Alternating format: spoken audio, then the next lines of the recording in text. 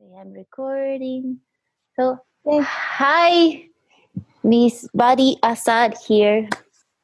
How are you? Badi Assad from Brazil, talking to all of you from São Paulo. And about you? I'm good. Loli Molina here from Argentina, but now living in Mexico City. And we are very happy to be able to say hi to everyone over there. Did you have any tours in Germany this year? I had to cancel one. Yes, I was going to play at the Jazz Ahead for the first time. Oh, Was back in April. So far, it that next year is still going. I don't know. Nobody knows. yeah. So, but I've been going to Germany for so many years, Wow. all my career, almost that like if not every year, once every 2 years. Wow. This year I had my first tour in Germany Yeah. in July. I was going to play with an orchestra in Hamburg. No way. Yeah, I was very upset when I knew it was canceled. So we hope we can go to Germany next year and do our tours on our concerts and be there. So, Cross fingers. yes. Well, this year was going to be one of my busiest year ever. So, a lot of Wow. changes, a lot of adaptations, acceptations, Yeah. prayers, Yeah. ups and downs. The other day, I read something somewhere, I don't know where, but it said that acceptance is not the same as approval. When you accept something, it doesn't mean you approve it. You can still disapprove something or be, upset about it and accept it. And really, it was Well, revealing in a way because, it doesn't mean we're okay with it, but we are okay with it in some other way. well, yes, doesn't have so much general recipe for everybody to deal with this. We have to deal in a very personal level and knowing that everybody's facing themselves during this pandemic. And this is the big gift Yeah. because we are hitting the bottom of something all collective in a whole collective way. So again, ups and downs. Some days I'm very positive. I'm a very positive person overall. But I'm facing some days like, wow. But let the sadness have its part too. It's part of being alive as well. Yeah. Because my tendency not to allow the sadness to come to me, I'm always searching for the positive sides of everything, but has been overwhelming.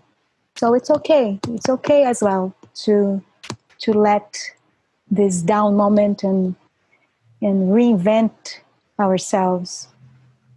Of course, yeah, I totally agree, and I have been living this the same way, and I think aside, all the messiness and the sadness and everything, it has been a very revealing time for me about what other things I can do, what other things I can be besides what I always do, because I think we have this kind of cultural structure that says that you are what you do, which I understand. When you meet someone for the first time, the first three questions you ask are, What do you hi, do? how are you, what do you do, instead of who are you. So I've been thinking a lot about this, and I if something else happened that doesn't allow me to play or to tour, broken arm, for example, am I still myself? Yes, of course. So I mean, this has been a great time to think about all these things. So this takes me to a question I wanted to ask you, because everybody knows you're a great guitar player and that you love to play guitar, but what other things do you like to do? What other things does Badi Assad do when she's alone, when nobody's watching her? What do you like to do? I almost never play the guitar. Thank you. Yes. Yes. That's what I expected. Yes. Because, I think people think that we musicians are, we play guitar all day at home, and no. Well, there is one type of musicianship that needs that kind of approach to the instrument. I've been in the past a classical guitar player. Yeah. In those times, I really needed to sit down and play the guitar. And if I stayed like 2-3 days not playing, my skills were gone, and so I didn't want to put myself in that position. So I was practicing a lot. But I left that 30 years ago, no less. 25 years ago, I stopped dedicating myself to instrumental music, and I started to add my voice to my music. So I went to someplace else, which allows me to just feel the music. I don't need to be in touch with this the whole time. So when I'm alone, I love to like spend the time. I love to stretch my body. So when I'm alone, I'm always like stretching myself, and I love to hear inspirational audios, and and meditate. Not only passive, but active, both. And I like to dance. Wow. Just to put something and feel it. Great. And about you? Well, I also like to stretch my body a lot. I do lots of yoga, and recently I started Kung Fu. So I'm very connected to, the body is such an important part of everything we do and everything we are. And usually the body is like, we leave it in the last seat, no? So yeah, I like to stretch my body. I do collage. I do collage. Yes, you are an artist. Yeah, I do visual arts. I'm learning to draw and to paint because my dream is to be a painter. Everything's okay with the music. A little girl or yeah, but music always took all the space, all the money there was for any lessons that I could take were taken by music. So at home, the message was, okay, you need to choose. So music took all the space, but then I realized, I have something with color. I have something with shape, and I'd love to paint big paintings about nature and animals. So I need to study a lot. So that's something I'm interested in. And I also don't play guitar really that much. And also varies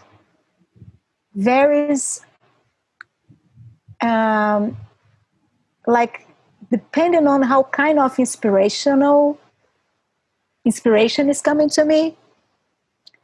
I passed through a phase that I was writing a lot, and all I thought about was to sit and write, but not songs. I wrote a book. Wow. This book came out of this process of writing and writing. It's called Volta Mundo em 80 artistas.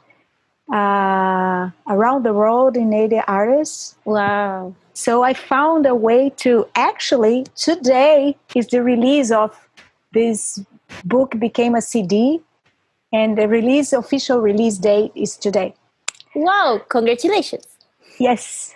So anyway, if I am about to record a CD or something like that, and the inspiration is music, then music becomes really part of who I am those days. Art is very intertwined Yes. with the whole time, or one kind of or other. And I do think that all of us carry all the arts inside of us, and we have the chance to exercise one way or another, one type of another. But Loli, it's how I say Loli. Loli, yes, Loli. It's the nickname of one of my nieces, Odai's Oh. daughter. It's Loli.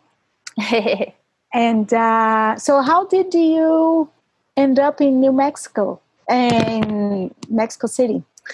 Well, you know, I met a guy here. He's from Argentina, but he has lived here for the last 23 years. He's a musician, and I came to Mexico to play as a guitar player for a very famous band here for a tour they had, and I met him here. And I was in Buenos Aires, where I was born and where I lived for my first 30 years of life. And I was kind of tired, and I really wanted to know who I was, if I wasn't in the same place where I was born, if I didn't do the same things.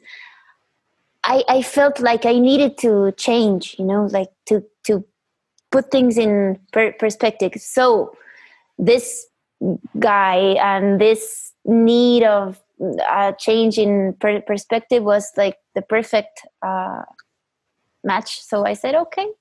And I sold everything I had except my guitars and my clothes, and I came here, and it was great. It was a really good move, because when I moved here, I started looking at Argentina and the music of Argentina and all the cultural richness we have in another way.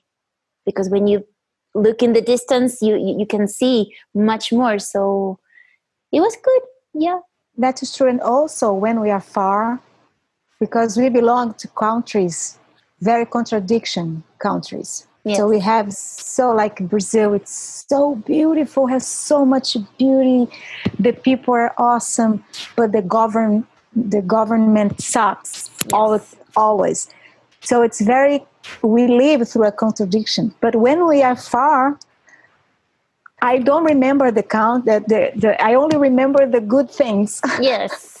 And I miss the good things. Of course, I don't miss the bad things. So I want to go back. And when we come back after 1-2 days, I say, oh, now I know why I left. Yeah. Yeah.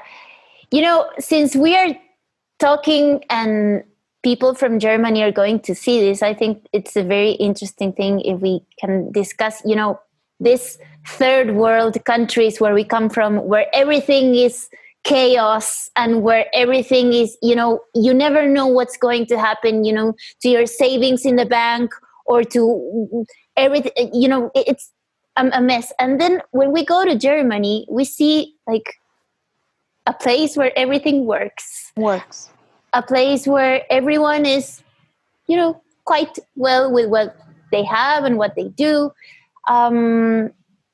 But it's true, when we come back to our places, I have a feeling that this sense of chaos is also what we are made of. Exactly. Do you know who Tom Jobim is, right? Yeah, of course. Okay. So he has a very famous phrase, which we use all the time. He says, because he lived in New York for many, many years, but he says, to live in America is very good, but it's very bad. To live in Brazil is very bad, but it's very good. Actually, he didn't say good. He said shit. Vivir en Brasil era una mierda, pero es muy bueno. And in America es muy bueno, pero es una mierda. Yes. So, but we are made of it, and we do feel comfortable in the middle of this chaos. And we know, I always say that despite the chaos, I always know where the back door is. That's a very important thing. And when I imagine myself living in America, which I lived for a short period of time from 97 to 2000, the end of 96 to 2000, and also I met a person. That is why I ended up in America. And when we broke up, what am I doing here? I came back to Brazil, and I'm here since then. But nowadays, thinking, because my daughter, well, yeah, I was married 3 times. Wow. So my third husband is American, Greek American, and he came to Brazil. We lived here through our whole marriage, but he moved. We broke up. We broke up, and he left. He went back to America. And then our daughter, we have a 13 years old daughter, etc. And I think, should I go to live in America? Brazil, when Bolsonaro won here, it was so bad. And Brazil went downhill. But I'm saying, but I don't know where those back doors are. Yeah. I don't know where to escape if I have to. And here we know. And I believe Argentina is not so different from this. Yeah. Yeah, it's exactly the whole same. South America. Whole South America. Yeah. I think we are built in resilience. You know, we are experts in resilience, in always overcoming stuff, and I think this gives us some kind of acceptance of what's difficult in life, because we live with it, because we deal with it, because we are forced to deal with it, and together with that acceptance, at least I can sense this in Brazilian music as well. But music in Argentina is usually very profound. Usually it's very sad. It's very it's very emotional, because that's what we carry with us. And we also carry our joys and everything that's nice, but we have this connection with the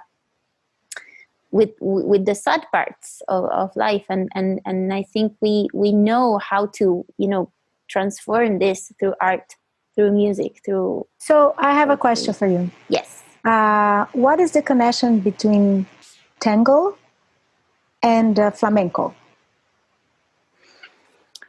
I really don't know, because I know there's a rhythm in flamenco that it's called tangos, but I don't think it has to do with tango in Argentina. I think tango in Argentina, especially, milonga, has more to do with, African rhythms or African keys.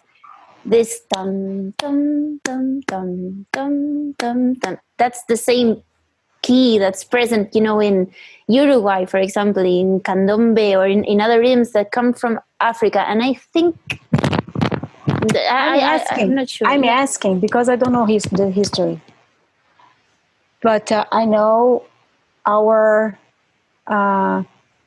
conquered. We were conquered. We were populated by Portuguese, and you were by Spanish. Yeah. And when we see at the dance of tango and the dance of flamenco, it carries a density, a drama. Yes. Very much so. So that I wonder if somehow that depth yes has something to do with this. Well, I'm Because sure. Yeah. yeah, it's something interesting to ask for somebody that studied history and could tell music history, or I don't know. Yes, I definitely think that the Spanish and also Italian influence, because there's also a lot of Italian influence or Italian immigration in That's Argentina, true. which sparks many movements and music and stuff. I think that's And brought in why. the drama too.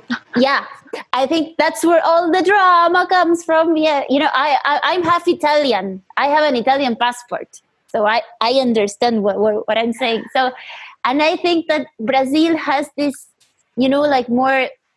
I sense like this kind of melancholy. Like when you go to Lisbon in Portugal, and It's a melancholy. yeah, It's another foundation, yeah, because our music is not so dramatic. Of course, Brazil it's among us. It's a continent.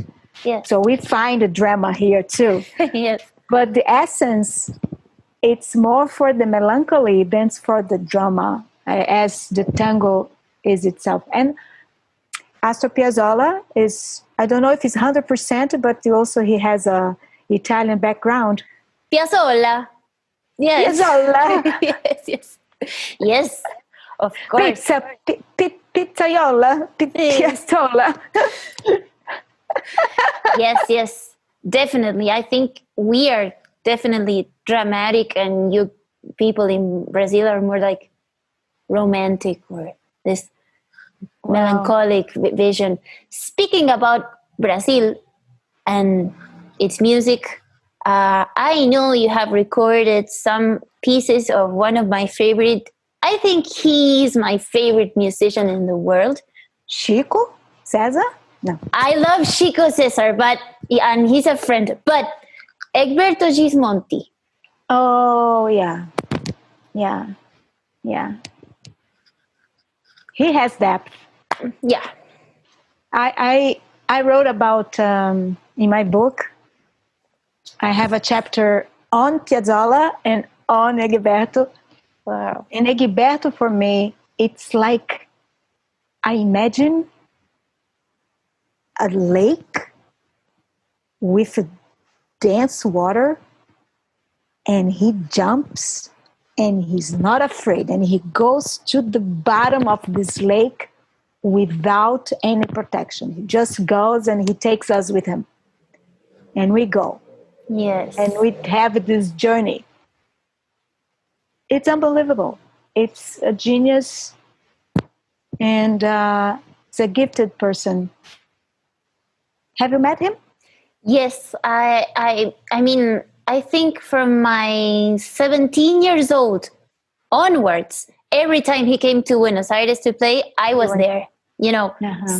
First row, second row. I just cannot understand what that person is about. I just know Yeah, I'm because totally. his personality as a outside of the stage, outside of the music, is different. It's very interesting how he transforms, and Yeah, yeah, I've seen him many times too. you Yeah. know what, one time in one of his shows, I think this was like 4 years ago, I got backstage because I knew somebody.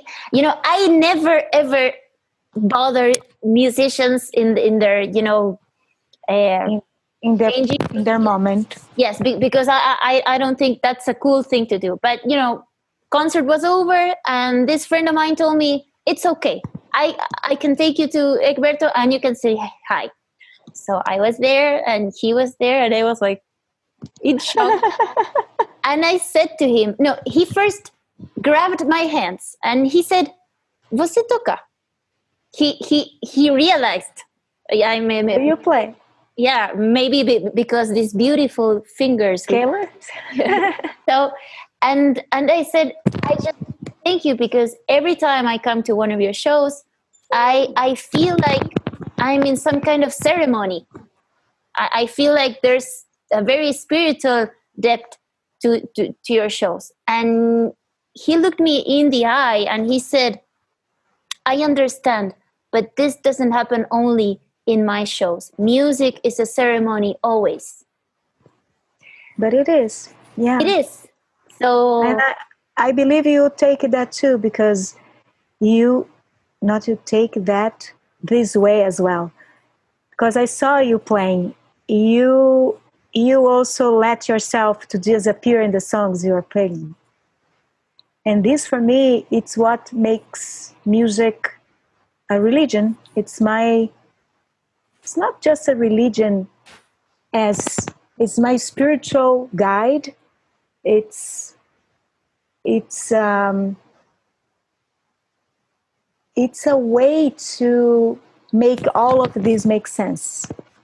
yes, Because when we are in touch with music with this depth and this, como dizer entrega, this, uh, yes, I understand. I don't know the word. When you yeah. give yourself to music, when you, yes, when you dive deep. While we have a connection with some other world. It's not me, but I disappear. The best concert for me is when I lose myself. Yes. I'm not conscious. I just go. But took a while to get to this place. Wasn't always like this. I don't know for you. No, I totally agree with what you're saying, and I live it the same way. Mm, at some point, I realized that when you play a concert and people are coming to that concert, you have to realize and you have to be aware that it's not happening because of you, or it's not happening because of them. It's happening because all of us as a whole, we are doing this for the music. So I tend to fight a lot with this concept that nowadays is very high or very loud about the cult of personality, because artists somehow become this idols, and this kind of, and we are just, as you said, we are, Vehicles.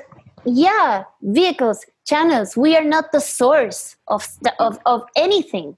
We are just there with our bodies, with our minds, with our spirits, to allow this music and this message to happen in a And place where other people are there and they are ready to receive that. So because this music,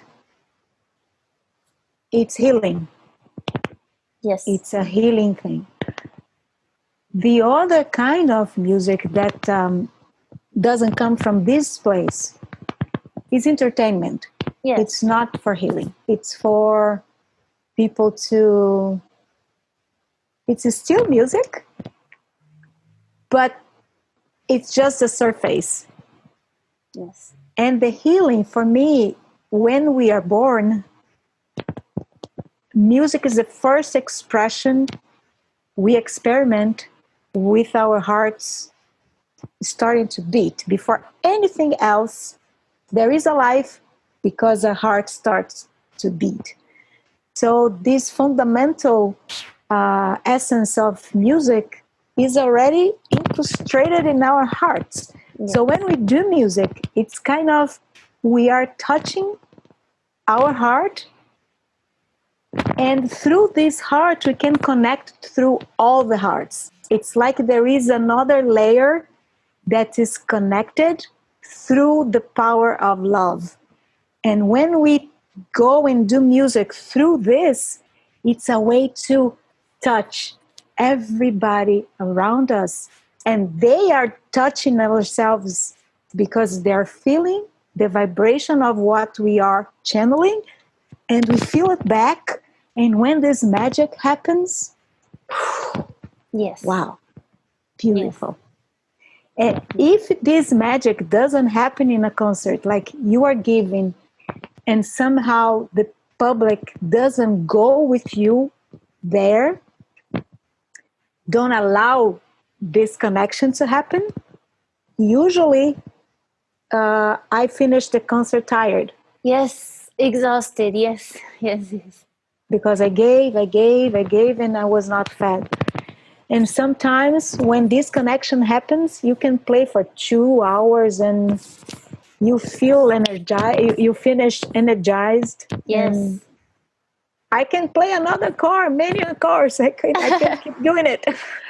Yes. Wow. Yeah, I totally agree with what you say, and I'm very happy that I know there's a lot of people in the world that think like this, but this is something that is very important for me, and I try to, you know, everything I do, everything I say, because now we have this social media, we have this phones, this this ability to put a message in the world beside our shows, and I try to speak about these things.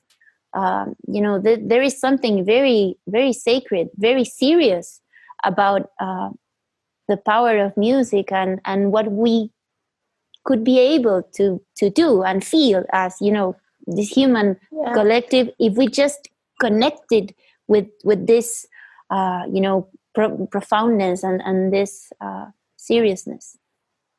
Yes. So tell me, um, which artists today you like to hear? Did you have a chance to see Lila down there? No, I haven't had the chance to see Lila yet. She's a great singer. What am I listening to now? I'm listening to Egberto, because I always listen to Egberto. Yeah, and I've been listening to a lot of piano music. Like beginning of the century, like Satie and Debussy, because Jesus, we are connected because I was listening to Satie today. wow, wow, E.T. phone home.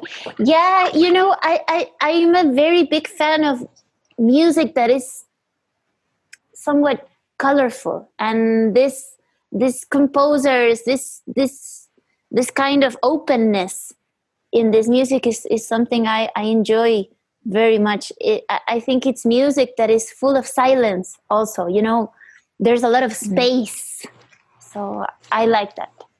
That's what I'm listening to. So apart from Sati, what else are you listening?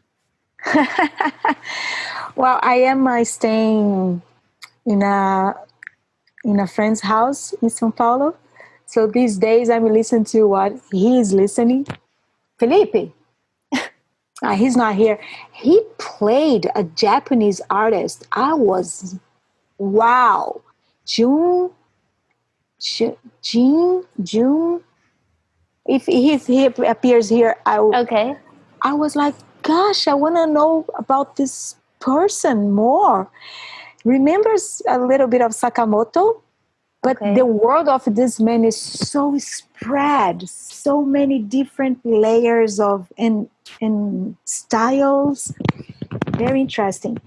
But usually I'm in a phase of listening to a lot of Milton Nascimento. Oh, wow. Since the quarantine started, I started to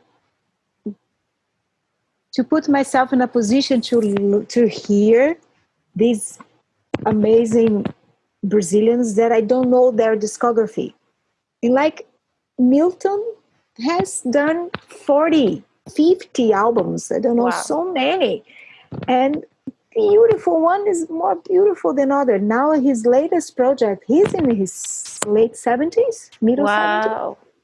And he recorded an album with Criolo, which is a younger, it's about your age. Criolo is middle, late 30s. You are early 30s, right? Yes. Middle. So Criolo is from the communities, came from the periferia of São Paulo, from favelas, sort of speaking. And he started as a rapper, but he has his own, and they together made an album so beautiful. So I'm listening to that a lot. It's called Não Existe Amor, Existe Amor em SP, Don't Exist Love in São Paulo. Very deep. And also this the discography of Caetano Veloso, which also Yes. recorded like so many. I'm in this listen to a lot of Brazilian music, taking advantage of Spotify. Yes, yes. Do you know Edgardo Cardoso from Argentina? Mm, He's a guitar player. He's an no, incredible, poet, composer, guitar player. I will send you one of his albums please, so you can please. listen to that. Yeah, I've been listening a lot to Edgardo.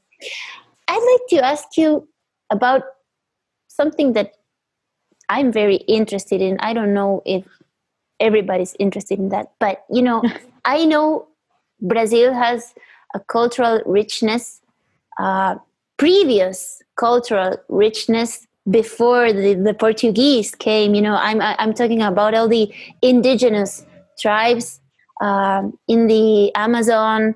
Um, have you had any contact with that kind of cultures, and what do you know about them? Is that something you're interested in? Well, um, for my, it's not so easy. You really get in touch with that culture if you become interested. If Yes. it's a personal, because you don't learn at school, you don't hear about it, you don't, whatever. But there is a singer called Marlui Miranda. She was the first one to go to two tribes mainly, to Mehinaco and Kayapó, and she collected their music, Wow. but she did uh, arrangements, keeping putting harmonies, our harmonies to their Yes. music, and took their music to a place where we could connect easier the general public. Because when you hear them pure, uh, their pure music is very raw, powerful and raw. So when she added, and was the first work that somebody actually did with this, it was my first interaction with how do you say that? Indigenous. Indigenous Yes. music was through her. Wow. Amazing. And I can also send you the link of her. She Please. has this project called Ihu. Wow. Unbelievable.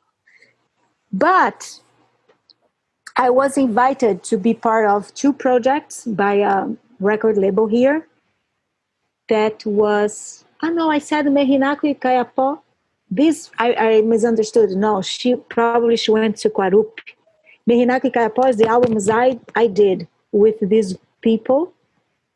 So they sent us the music from the Indians, and we who was invited to be part of the project had to add to their music, Okay. not to, so it's their original sound, and I played through it. Very interesting process, very Wow. beautiful, very beautiful. Is that And album out, or that project, is yes, it out? Yes. I I'm not sure if it is in Spotify, but it was a very small edition. Okay. But I have somewhere here. Wow, that sounds very, very interesting. I think. You know that Egberto, when he started to be interested in flute and the Indians, he went to the Quarup era Wow. and he sat outside of the tribe and he camped there until the head chef, the head chief, invited him to come in. He stayed like for Wow. 2 3 days camping or whatever by himself playing until he was invited. And Wow. this decades ago. Yes. Wow. I'm reading a book right now by Davi Kopenawa, which is a shaman from the Yanomamis up Yep. north. near Venezuela. There's a beautiful book called The Falling Skies. I have it in English, but there's a Portuguese edition. And it's really, really, really beautiful because in his own words, he tells the story of his people, their cosmology and how they see the world, the universe, the forest. And I think we are in times where it's very important that we go back and that we, put our heads down and really learn from these people, that have been the guardians of the forest, the guardians of the Amazon, the guardians of nature. I mean, and they are doing that job for everyone in this planet, not only for themselves and their families. So, this is a subject I'm very interested in. And, I was very curious about, music, and what's your vision and your approach to the subjects.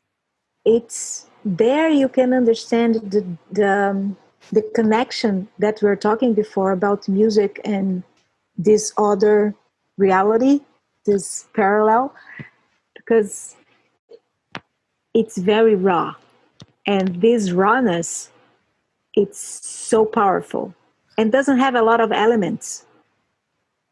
Yes. So it's pure, very pure, and it is always done with a purpose. Yes. And this is very profound. Yeah, I never had a chance to go close to them though. And so, yeah, life is always can bring surprises to us. So who knows? Yeah, maybe we could go sometime. Yes, and listen and learn. And learn. Great. Yeah. So, I think we could stay talking hours about lots of. What are you reading? What are you reading now? If you're reading. Well, I started to be interested. This was a project that I thought about when I retire, when I don't want to travel anymore, because now I'm 53. 35 is almost, we are almost, how old are you? 33. So 33. There's 20 years apart. Yeah.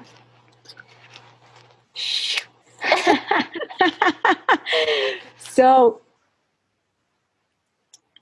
I had this when I don't want to travel that much anymore, because I'm telling you, you hit 50, we still have gas, energy to go, Yes.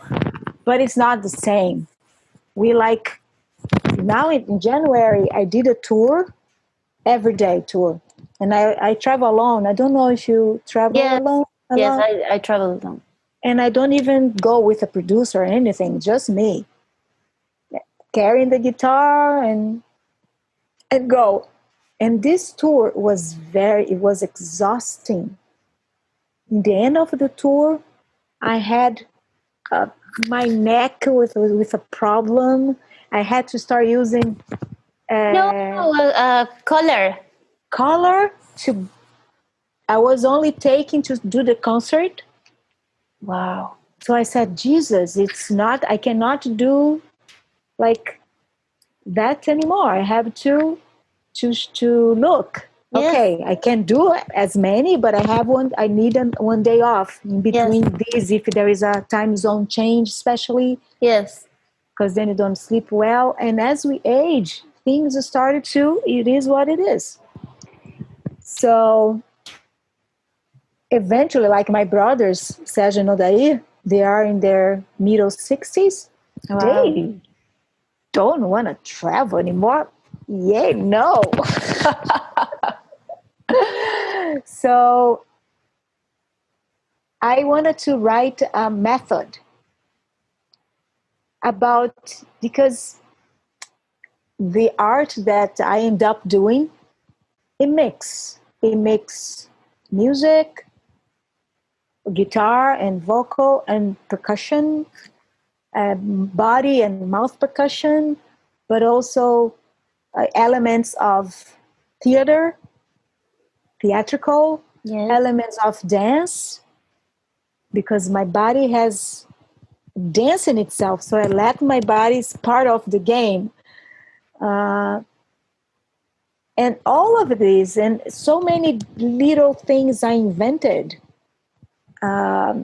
with the music itself. Actually, now I have a web series in my YouTube channel called Badi Music. Wow.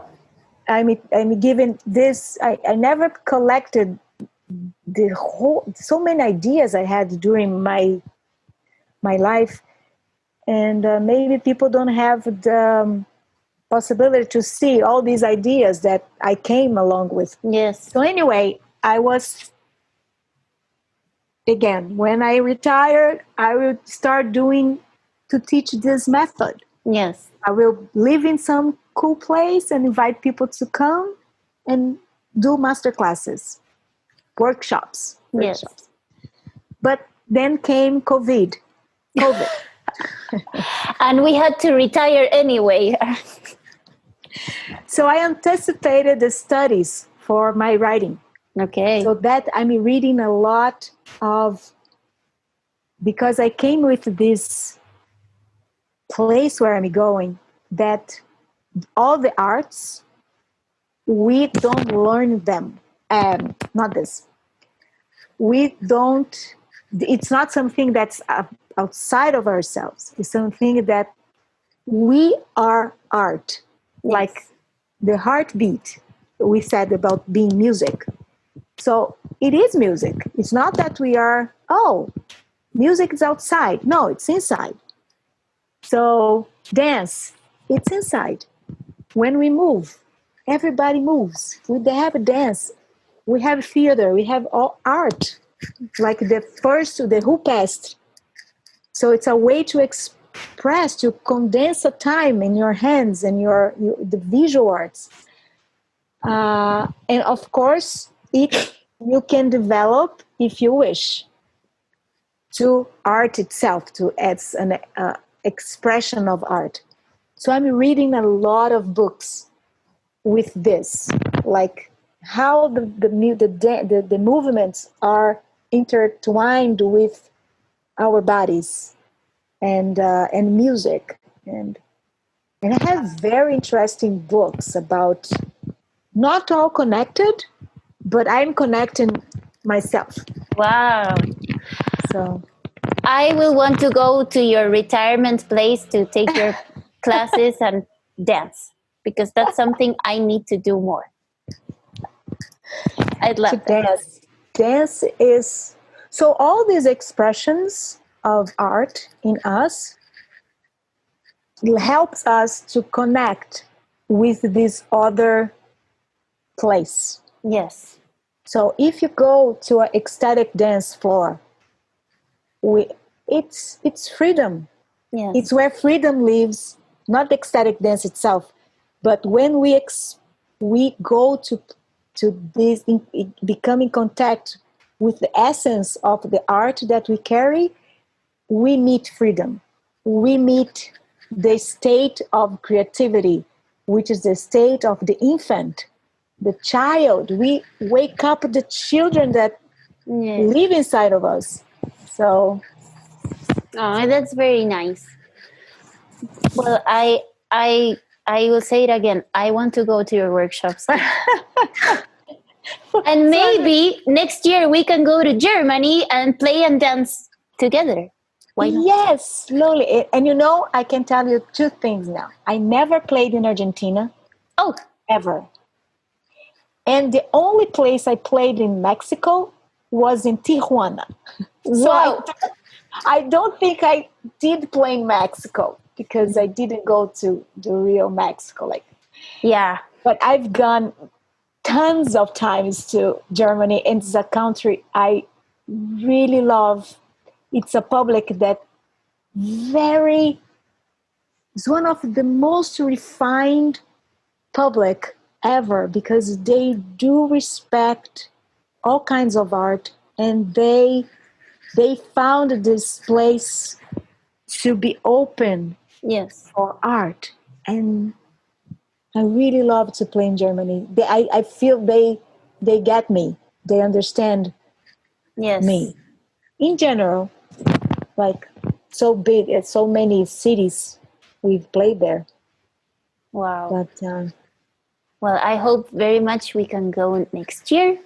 And well, yeah, so, well, I think it's this is it. okay. Yeah, Yes, it's almost 8. yeah. So I'd like to send a big hug to everyone there in Germany watching this conversation. Yes, it And was a pleasure to meet you. see, And we'll keep in touch through WhatsApp.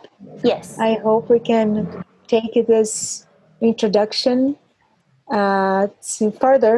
yes, and I'll send you some of this music, and you will send me some of those Yes. other musics. And it was a pleasure, and I'm very Same. happy So this happened.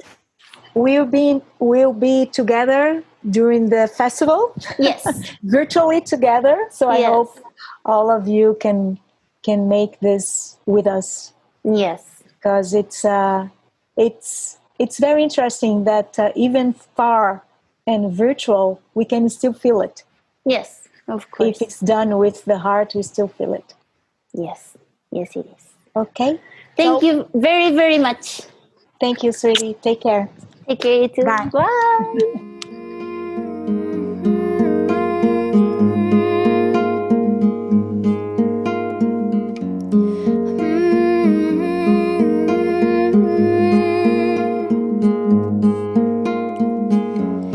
Como una fiesta con